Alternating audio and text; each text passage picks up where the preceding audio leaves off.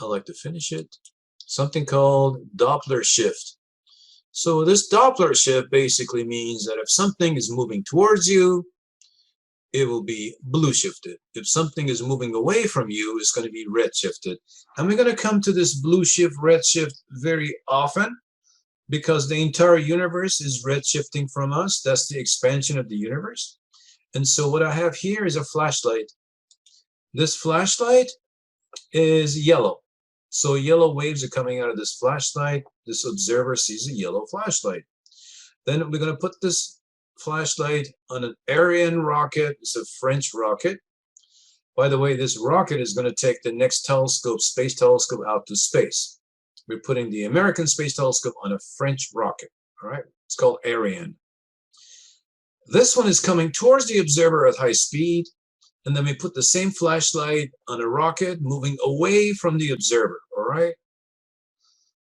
Here, because the flashlight is moving towards the observer notices that the waves appear to be compressed. So they appear to be shorter wavelengths. When you look at shorter wavelengths, and it's yellow, it's going to shift towards the blue end of the spectrum. That movement towards the blue end of the spectrum, the shorter wavelengths, is called a blue shift. And the opposite happens when the rocket is moving away from us.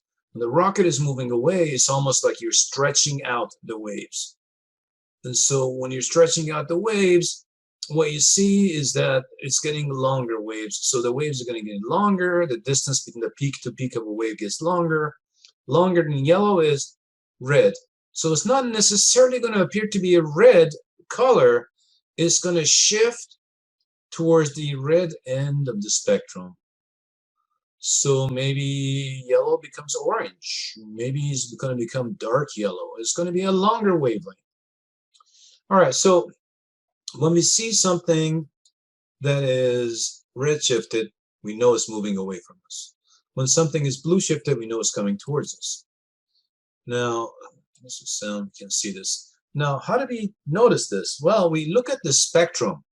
So we put the light of a star or light of a galaxy through, basically through a prism so we can see the spectra.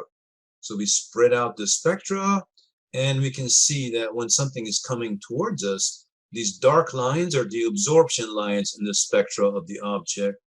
These dark lines are moving towards the red when the object is moving away from us. So the dark lines move towards the red end of the spectrum. And then when something is coming towards us, these dark lines move towards the blue end of the spectrum. And we can measure how fast they're moving towards the blue end of the spectrum. How much they're shifting will give us the speed at which the object is moving away from us or moving towards us. And when we look at things that are close by, we see that the universe is expanding, and not inside our galaxy. Our galaxy is gravitationally together. Like in the solar system, nothing is moving away from us, but the universe is expanding. That means the space is getting bigger. So when we look at the farthest things in the universe, they're moving away from us. They're redshifting close to the speed of light. That's how fast they're moving away. Now, I'd like to show you guys something. This is called, so this is the same thing that I just showed you, except in sound.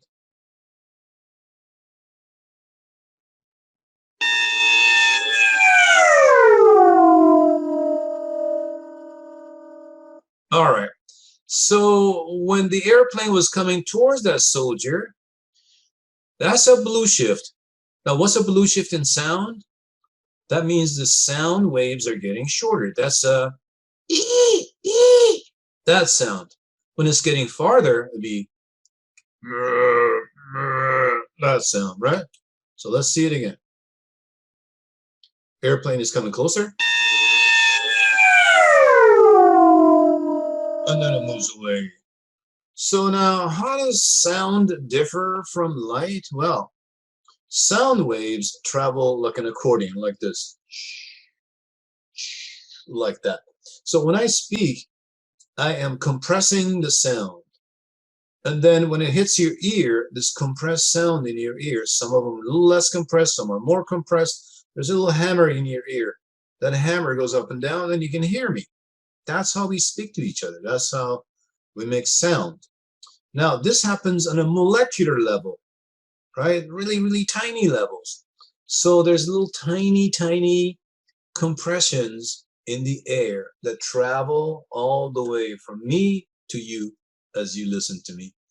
So that's how sound travels, not like light. Light goes straight, sound goes like an accordion, like that. So All right. there's no change of color with sound. No change of color. Do you see color in sound? Because color and sound are two different things. Yes, it was a stupid question. Color is light, and sound is waves in the air itself. The air is moving, right? Yeah. I never said that's a stupid question. No question. I did. As soon as I said it, I knew where I had gotten it wrong. But no question is stupid because you learned something from it, didn't you? You just did. So, yeah. No question is stupid as far as I'm concerned. Yes, thank you. So I made the entire 3 steps of fusion all ready for you. So step number 1, 2 protons traveling at high speed overcome their mutual repulsion. There are 2 protons. Now, this is what the sun is made of. Sun is made of protons. There's electrons, but the electrons are partying by themselves. Protons are partying by themselves. So oceans of protons going one way, oceans of electrons going the other way. And towards the core of the sun, where we say the center of the sun is, there is a volume of protons that are traveling at something like 5% of the speed of light. That's really, really fast, right? Like 15,000 kilometers per second, like going from here to, I don't know, Argentina in 1 second. That's how fast they're traveling. When they do, they fuse together. They have to get close enough so that they can reach out and grab each other. By reaching out and grabbing each other, we're talking about the strong nuclear force. It's the gluons that carry the strong nuclear force. So the gluons from the proton and gluons from the other proton, they grab each other and they fuse together to form this. This is something called deuterium. Deuterium is hydrogen with a neutron. Remember, we said if you have a proton with a different number of neutrons, we call that an isotope. So this is an isotope of hydrogen. So some hydrogen atoms happen to have a neutron. Most 99% of them don't, but something like 0.7% of them do have a neutron. It happens in the ocean water as an example. In fact, when we do this on Earth, we're going to get that water in the ocean, extract the deuterium in it, and skip this step 1 altogether on Earth, because we're going to be trying to use fusion. Fusion is the best way to make energy. It's the future. I might not see it. You guys will see it. Your children for sure will see fusion happening. It's the cleanest way to make energy. So 2 protons collide at very high speed, like 5% of the speed of light.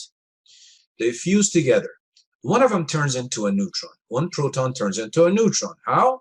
By giving away its charge, the positive charge, with something called a positron. Positron is antimatter to the electron. So it's an electron with a positive charge. If this positron sees regular matter, it gets annihilated.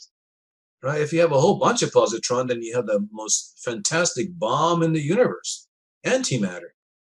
So an antimatter called a positron, an antimatter of the electron comes out, carries the charge of the proton, so the proton becomes a neutron, and also a ghost particle called a neutrino comes out.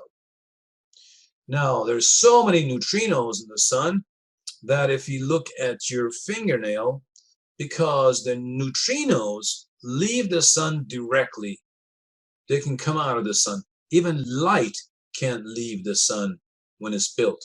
but this does. So if you look at your fingernail, there's 100 million neutrinos going through your fingernail every second. Remember, he said it was 30 quadrillion times quadrillion atoms that are getting smashed together. A quadrillion is 1 with 15 zeros. So you got a 1 with 30 zeros. That's quite a few atoms, right? It's an unimaginably large number. More than all the sands in the oceans or beaches. All right, so that's number 1. So what we have here then is deuterium. We just made deuterium. The stuff that comes out is going to convert into energy. So there's some energy that came out. All right, so number 2 step. That deuterium now is going really fast, and it sees another proton. They fuse together again when they get close enough. Now, a gamma ray photon, a photon of gamma ray is emitted.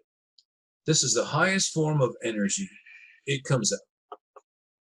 So we have a helium atom. 2 protons is helium.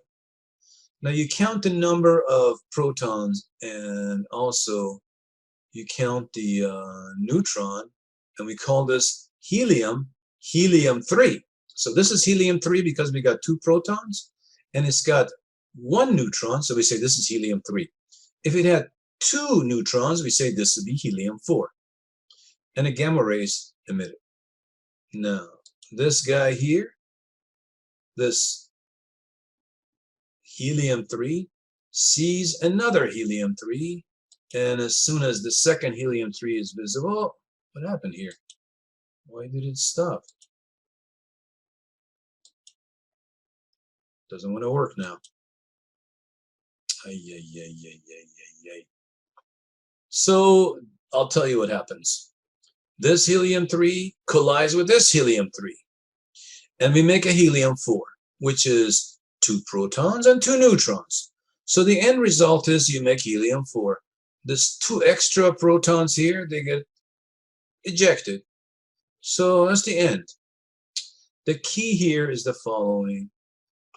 Helium-4, which is 2 protons and 2 neutrons, this helium-4 has just a tiny bit less mass than 4 hydrogen atoms.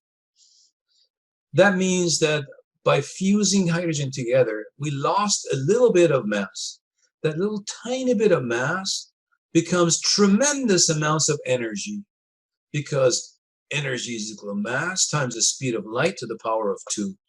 So that's how we get so much light out of the sun, by fusing hydrogen atoms together and forming energy in the core of the sun. And that's where all the energy of the stars come from fusion. Now, do we have fusion anywhere else? Yes, we have fusion in all the stars in the universe.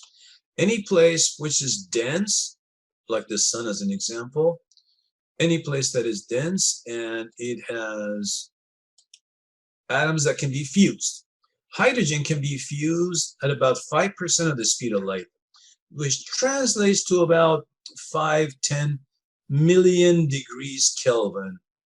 That's not so hot, actually. You need about 100 million degrees Kelvin to fuse helium. Carbon can also be fused, but it requires 1 billion degrees. So only very, very, very massive stars can fuse carbon. But eventually, some stars fuse everything, because when they go supernova, the atoms are moving so fast that you could even make gold, basically. All right. Now, this thing is not working for me. All right. What I was showing you here is, before I get going, because we just talked about fusion, this is a fusion plant in Japan. So what this is a room where they release a lot of hydrogen atoms. Although they start with hydrogen that has 1 neutron. Remember, that's called deuterium. This deuterium is released. This is a gigantic magnet. This magnet makes the hydrogen atoms move around this column here at very, very high speed. Then they change the direction of the polarity of the magnet, So the hydrogen atoms collide to each other, and you make lots and lots of energy. We can make lots of energy. The only problem is, how do you extract this energy out of this room?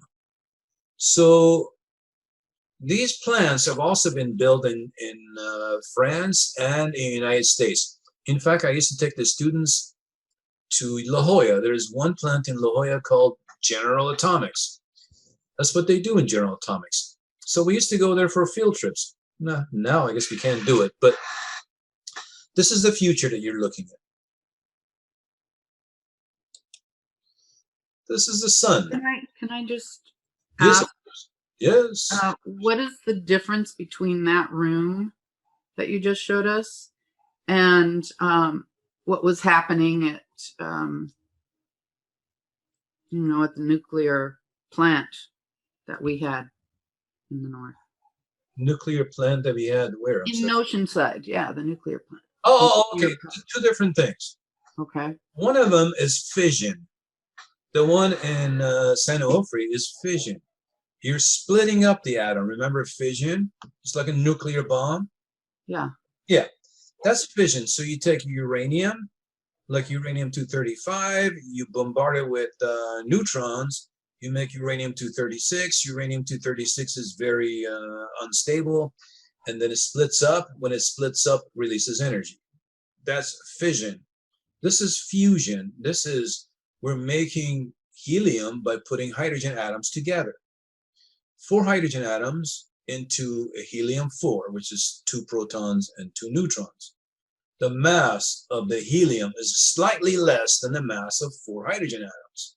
The difference in mass turns into energy. So it's a different way of making energy. One is called fusion, what the sun does. One is called fission. That's what they do in nuclear plants or nuclear bombs.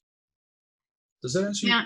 Yes, it does. But isn't the threat still there of all the concerns that were with the nuclear plants? Not at all. In the nuclear plant, what you get is radioactive.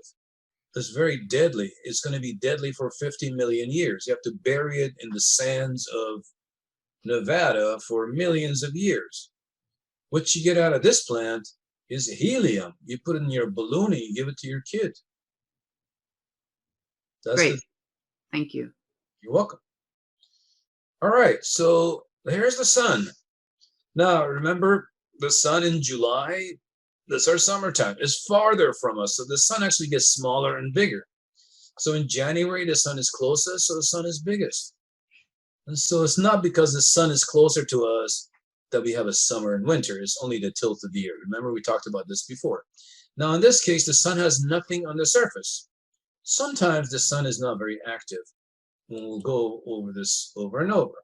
This is when the sun is also not very active, but we can see some activity here. This is a special camera. This camera can show us what's going on at the edge of the sun. There is this explosions at the edge of the sun that you can see. Every one of these is about the size of the Earth, basically. It's huge explosions. Imagine the Earth exploding. That's how big these things are. And then we see these long, dark things here. This is called filaments. So we see some filaments. And that's about it. That's all we see. See some filaments, and at the edge we see these columns of gas just going up and down like that. Interesting. So what's going on here? What's going on in the sun? Well, when we look at the sun, it's got 3 zones, or we say 3 areas. So let's see if we can listen very carefully here. The sun has a radiative inner area and a convective outer area. This is how the sun transfers the energy. So the sun makes the energy in its core. So there's the core of the sun. It makes the energy here. That means the temperatures here in the core are high enough. Remember what temperature is. It's a measure of how fast the atoms are moving, right? So the atoms are moving at something like 10%, 5% of the speed of light. It's about 15 million degrees Kelvin. At that temperature, atoms are moving so fast, they fuse together, they make lots and lots of energy. Now, getting the energy to the surface is another story. There's only 3 ways in the entire universe that we can transfer energy. What are those 3 ways? Radiation is one of them.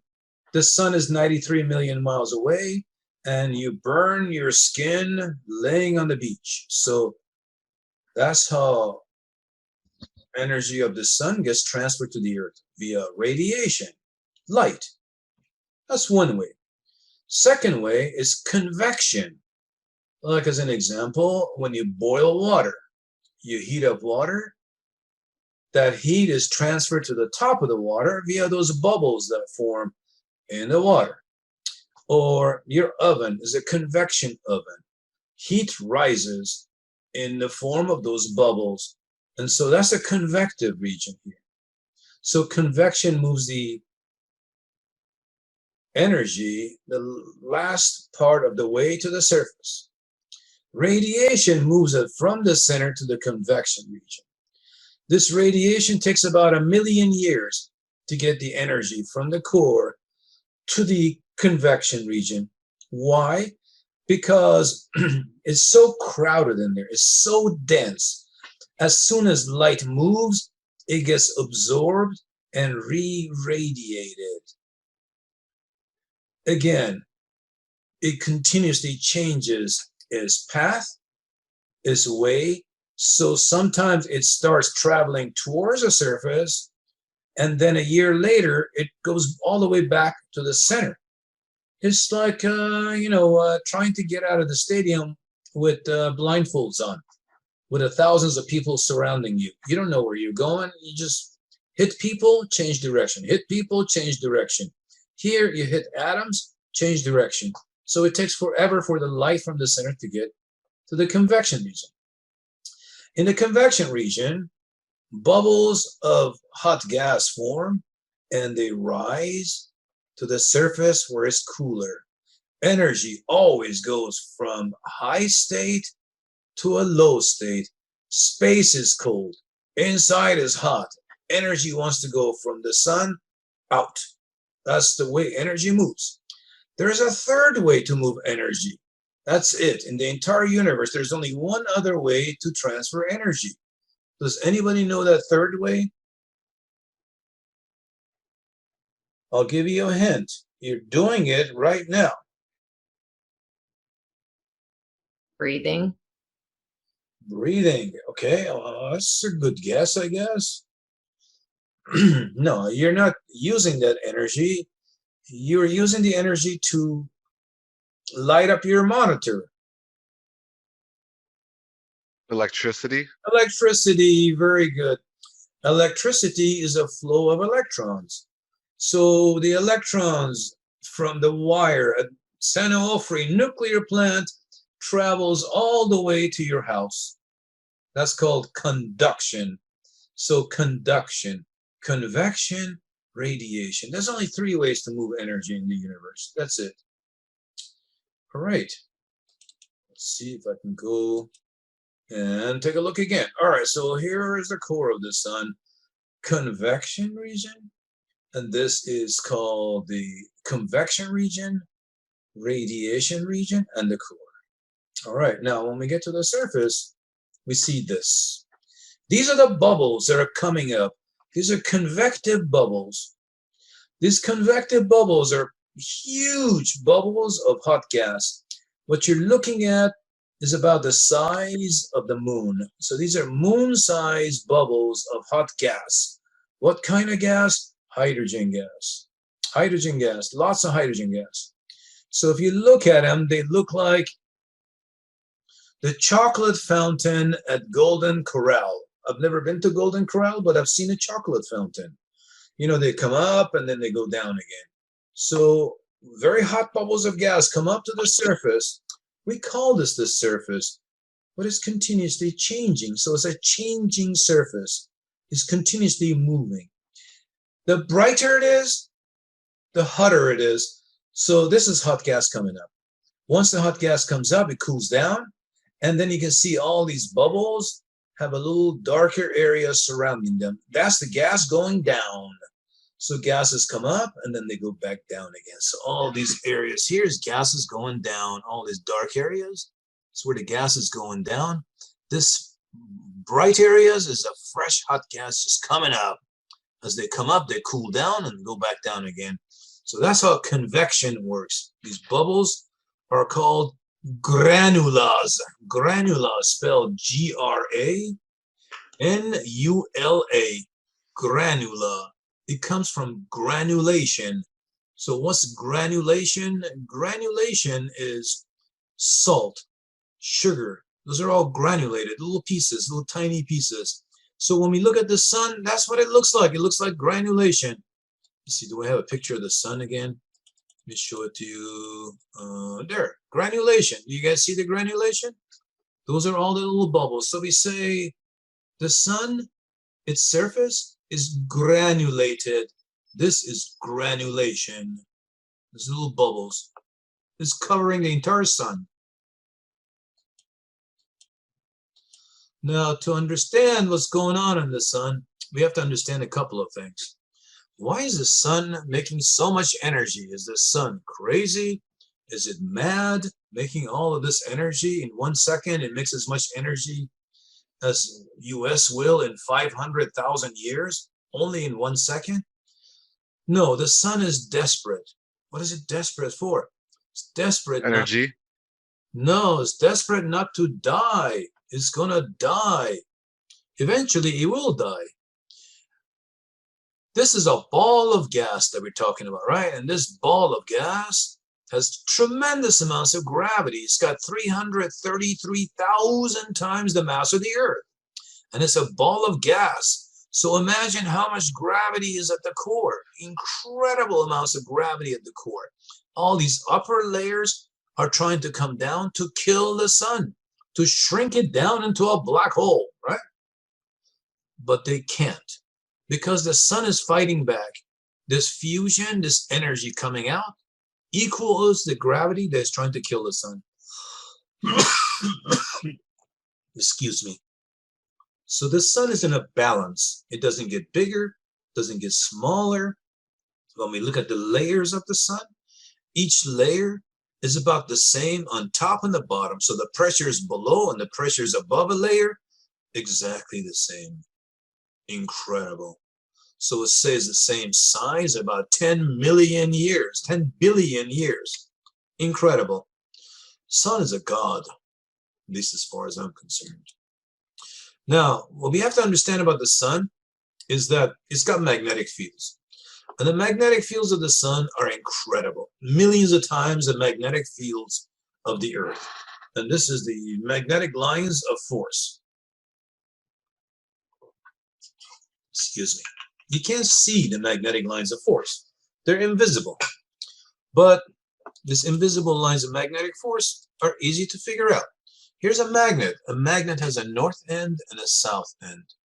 And so these are the lines of force.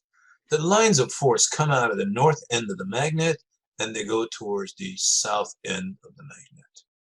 That's the direction of the lines of force.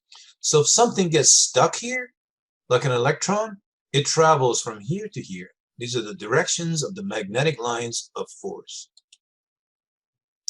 Now, this is another magnet. The old one was a horseshoe magnet. This is the bar magnet. And you can see, so the bar magnet, everything comes from the north here, and it goes all the way to the south. You can't see this normally, but here we spread out a whole bunch of metal shavings so you can see the magnetic lines of force. These magnetic lines of force also exist in the sun. Why? Why would the sun have a magnet? Well, you can make a magnet if you have electricity. If electricity or charge is moving, you make a magnetic field. So moving electric field produces a magnetic field. So what do we have in the sun that is moving and is electric? Can you guys think of anything that is moving and is electric? Electric cars. Electric cars. Did you park your car on the sun again? Oh. Lava or magma? It's the protons. The protons are positively charged. And they're continuously moving. I just showed you a whole bunch of balls, right? This big giant balls of about the size of the moon. These are all positively charged protons. When they move, they cause a magnetic field to form. I have a question to ask you. It's a very kind of experimental question. If you have a magnet and you have your keys, we know that the magnet can attract your keys, right? Like that, like that. But if I move the keys, would the magnet follow? Oh. Yes, yes, it would. It would. So here's the thing. The magnetic lines of force, they get attracted to the hydrogen atoms, right? To these balls. And the balls get attracted to the hydrogen gas. So a force field, a magnetic force field is coming out of the north end and piercing the sun, and it goes down to the south end. When those big bubbles of gas come to the surface and they explode, the gases get caught between the north and the south end of the magnetic field, so they travel this way. And so we see these gigantic arches, like at McDonald's, right? These giant arches. These giant arches are called prominences. Promi, nances, prominences. So these are the prominences here. Magnetic lines of force pierce the surface of the sun, and they go back in. Gases that explode, they get caught up, and they travel from one end of the magnetic pole to the other end of the magnetic pole. And we see these giant prominences. Here's the thing, though. The spot where it pierces the surface of the sun, it's like an air-conditioned area. The temperatures are about 4,500 degrees Kelvin. The surface of the sun is approximately 6,000 degrees. So these are much cooler here. These areas are called, the ones at the base of the magnetic lines, they're called sunspots. So sunspots are the base of the magnetic lines, and that's a cold spot. That's a spot that is cooler than the surrounding. But it's still 4,500 degrees. So if I move the sunspot into space, it'll be glowing like you wouldn't believe. But because the background is hotter than it appears to be dark. So sunspots are actually bright, right? So sunspots are bright. So you can see sunspots normally come in pairs. When you find one, you find another. So maybe the magnetic line of force came out of here and it went in here. Here's another pair of sunspots. Here's another pair of sunspots. So almost always find a pair of these sunspots. Here are those prominences that we're talking about. Now, don't ask me who got so close to the sun to take these close-up pictures. Somebody with a iPhone got close enough to take these pictures. It's actually a satellite that is orbiting the sun that took these pictures that I'm showing you. They're pretty impressive pictures. Now, these prominences against the space, they look very bright. We call them prominences. They look like arches. But when they're against the sun, just like the sunspots, they appear to be dark. We call those filaments. So filaments are prominences that are against the background of the sun. That's all. So prominences and filaments, they're the same thing. One of them is against the background of the sun. The other one is against the background of space. So here's a really impressive picture of a sunspot. Now, what else you see here? I'm telling you, the sun is like a god. What you're seeing here are the sunspots. Coming out of the sunspots, these are also magnetic lines. These are tubes tubes of hydrogen gas. These tubes are about the size of San Diego. These tubes here are about the size of San Diego County. California is about this big. So we're talking about this giant things. By the way, these tubes are over the sunspots. Nobody's ever seen these before. These are incredible things. First time anybody took pictures of these tubes over the sunspots. I've never seen these before. Now the sun also rotates, and it rotates differently at different latitudes. So here at the equator, once every 25 days. A little higher up, once every 26 days. A little higher up, once every 28 days. A little higher up, once every 31 days. Eventually, once every 36 days. So when you average it out, the sun, on the average, rotates once every 28 days. That could be one of the questions. So what that does, that rotation, it makes the magnetic lines go crazy because each magnetic line is moving with the sun, and the magnetic lines are attracted by the hydrogen, and hydrogen attracts the magnetic lines. So it's a mutual, mutual attraction basically between the magnetic lines and the hydrogen. So eventually, the north and the south poles of the sun are going to change. In fact, in this case, this is a bad drawing. This is the north rotational pole, not a north magnetic pole, all right? So this is a north rotational pole. When the sun starts, the north rotational pole and the north magnetic poles are perfectly lined up. A few years later, magnetic north is over here. Magnetic south is like over here, so it's 90 degrees off. Eventually, north magnetic lines and south magnetic lines change places every 11 years. So every 11 years, we go through a cycle. It's called a solar cycle, so you can see it. This is from 1913 to 2031. This last one is a prediction of what it's going to be like. So 2023 is when we're going to have the most number of sunspots. That's how we can tell when those magnetic lines is changing. Now, so why is that? Well, it turns out that here at the beginning of a cycle, this 11-year cycle, when the magnetic lines are north and south, there's hardly any sunspots, no sunspots at all. When the magnetic lines are perpendicular to the rotation, there's lots and lots of sunspots, like here. There's lots and lots of sunspots. So by looking at the sunspot cycle, we're looking at the magnetic line cycle, basically. And this happens every 11 years.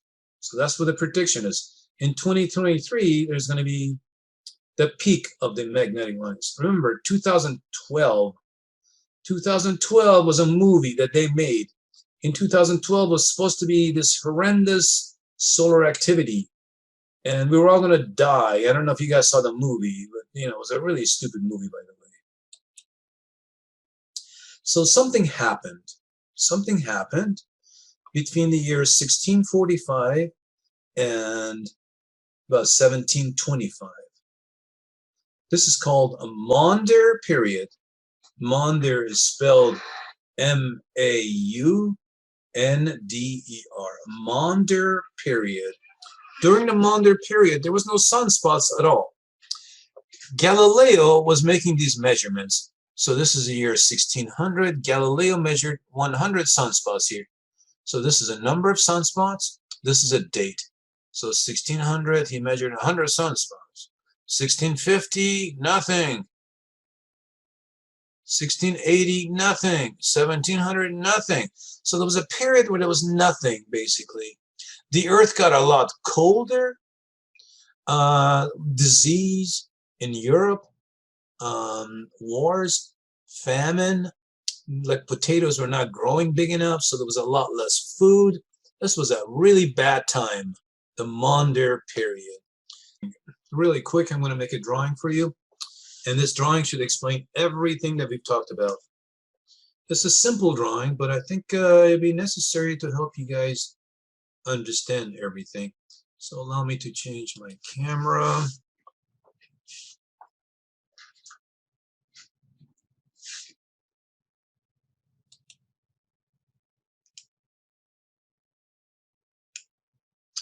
Great. Okay.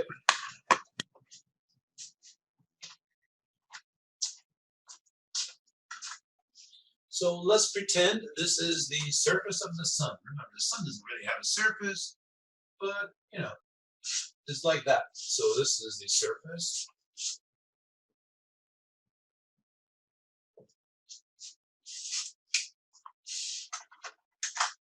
The magnetic lines of force are coming up like this. They come up, they pierce the sun, and then they go back in. So let's say this is a north end of the magnet, this is the south end of the magnet, and these bubbles of hot gas, they come up and they explode like this. So this is called a granula. Granula, like it's in granulation. Granula. A single bubble is called a granula. Now, when a granula comes up to the base of this magnetic line and explodes, the gases get caught up and they follow the magnetic lines of force and they go like that. This is called a prominence.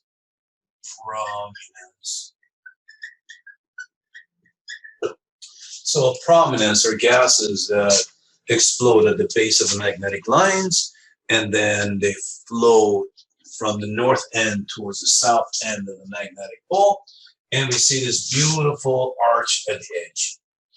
If I looked at that same feature, that prominence, from the top, if I put my eyeball here, now if I look at it from this angle here, what I'm going to see is the fact that the prominence is a little cooler than the surface of the sun. Surface is about 6,000 degrees Kelvin. The temperature of these guys is more like 5,000 degrees Kelvin. And then right here, the base, the gases are much cooler.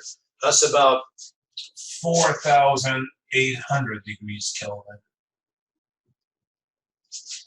And these are sunspots. So this is a sunspot. That's a sunspot. That's a sunspot at the base. And this guy here, looking down at the prominence, he says, I see a filament. Says, I see a filament. So we look at it from the edge, we see a prominence. The guy looking down on it, he sees a filament, right? Here, if I took the sunspot into space,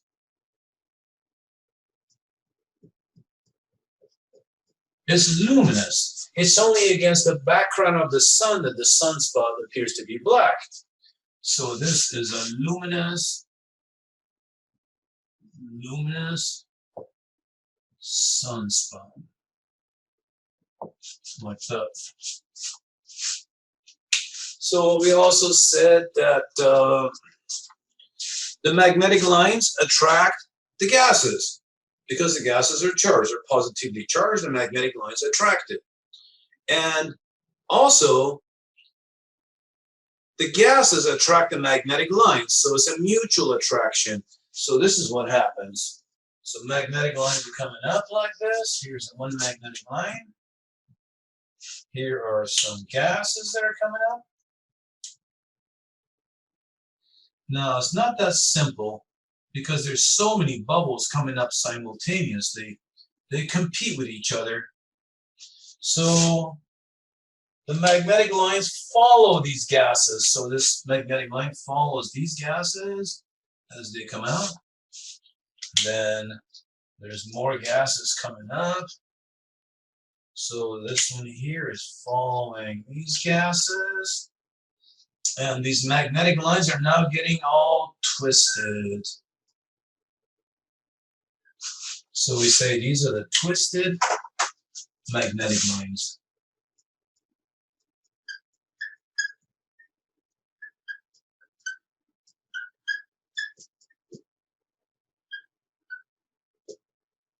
Those are the twisted magnetic lines. They take maybe, I don't know, 6 months, a year, who knows, a long, long time. So these magnetic lines get twisted and twisted and twisted and twisted and twisted. And then one day, we don't exactly know how this works. We just know that they untwist. So they untwist all of a sudden. When they untwist, the untwisting of the magnetic lines causes something called solar flare. So solar flare, which we are all deadly afraid of, is something like a big giant chunk of the sun gets blown away into space. If it hits us head on Earth, we basically can, bend over, kiss our buns goodbye, because we're all going to die, basically. That's what's going to happen. But the chances of the sun sending a solar flare directly at the Earth is kind of like me going out with a gun, trying to shoot a bird, not knowing where I'm shooting, just close my eyes and go, what are the chances I'm going to shoot a bird? Not very good. So it's the same with the sun. The sun sends out the solar flare, but the chances of it hitting the Earth from 93 million miles, very slim. But even if it gets close, all the satellites are going to die. They're all going to be shut down anyways. So there's going to be bad news. Like we won't have electricity for 10 years. That's what's going to happen. Worst case scenario, we'll just die instantaneously if a gigantic chunk of the sun hits the Earth. So the untwisting of these magnetic lines causes a gigantic chunk of the sun to just go off. So this is the solar flare. It's the untwisting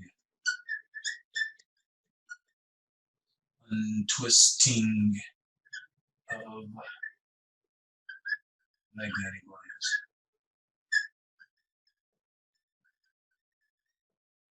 Does that make sense to you guys? So now you can see why we see what we see on the sun. There's a reason for what we see. And the reason is mostly the magnetic lines.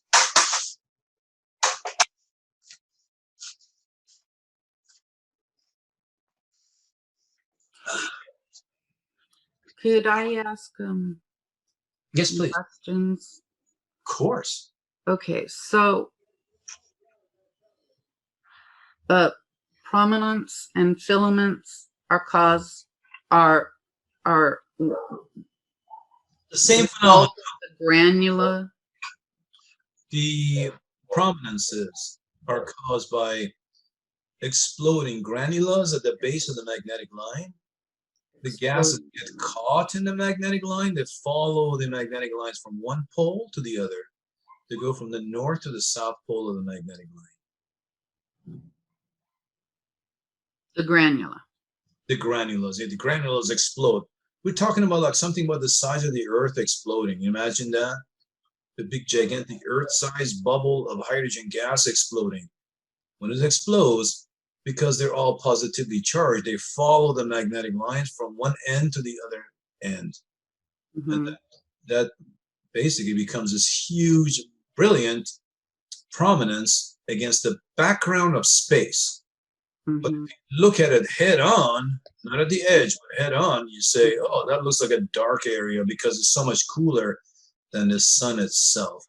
So let me show you one of those pictures, and I think you'll have a better idea of what's going on. And so the filament is the sunspot, or do I have that wrong? Filament. Filaments are the prominences. You see this prominence here? The prominence is that arch, Can't right? see it. Yes. Mm-hmm. If you look at the arch from the top, Yes. it looks dark. It looks like a dark line. That eyeball up there looking at the prominence Mm-hmm. will see a dark line. That's all. Dark line. Really see, yeah. Let me show you the dark line. I showed it before, but I want to show it to you again so you can see it. Okay. All right, let me see if I can show you again.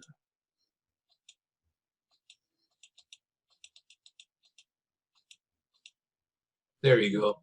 So this is a prominence, except we see this prominence in the background of the sun. It appears to be dark. This is a filament, right? But it's really a prominence. It's just one of these arches at the edge. Yeah. Here it looks bright. Mhm. Here it looks dark. That's all. Mhm. And so Okay.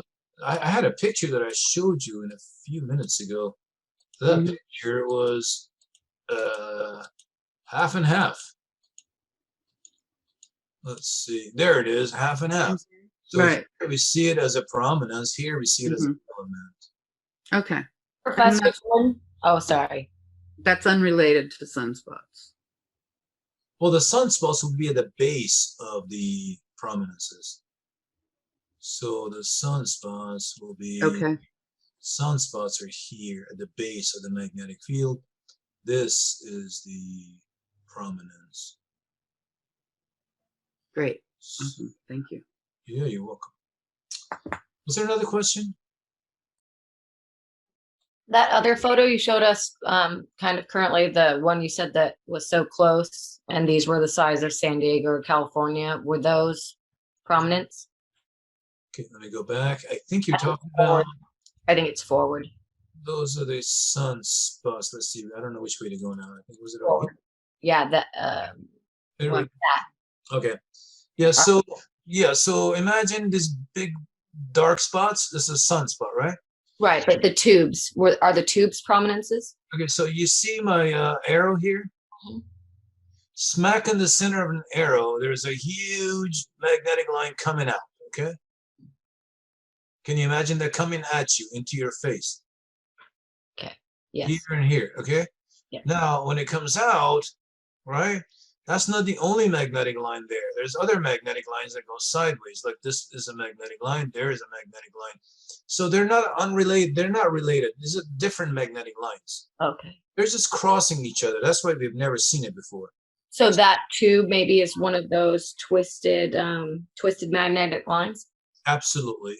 These are all magnetic lines. All these little hairs that you see here, Mhm. about the size of San Diego, all these hairs are magnetic lines. This is all magnetic lines. And then we only have the twisted ones when we have a solar flare. They're caused by the twisted ones. These are just regular magnetic lines. Right. But the solar flare, remember, is the untwisting, not the twisting. The untwisting of those that are twisted, that's when we get it. Yeah. You know, yeah. Have you guys ever made, hold on a second. I got a gift when I was like 10 years old. I got this airplane, and the airplane had rubber bands in it, like the body of the airplane was over here, the propeller was over here, and it was connected with a rubber band to the end of the tail of the airplane. So I rotated this until the rubber band got really tight. I let go, and this thing started going like that, right? You follow? So it's the same thing. It's like the untwisting of those rubber bands. It causes the propeller to go really fast. So it's the untwisting of the magnetic lines does the same thing. Do you follow what I'm saying? I do follow. Thank you, sir. Oh, my pleasure. Thank you very much, you guys. I All have right. another question. Yes, of course. So the magnetic lines, are those caused by the convection of the granula? The magnetic lines are caused by just movement of the protons. You know, as electricity, every time it moves, it causes it to form magnetic lines. So moving electric field causes magnetic lines. Okay. Remember, we say electromagnetic, right? Electricity and magnetism is the same phenomena. When you have electricity moving, you actually have a magnetic line. You're causing a magnets to form. That's how motors work, right? Regular motors, that's how they work. You put electricity in there, it's got a magnet. You're building a magnet in a motor like that. That's why it keeps rotating.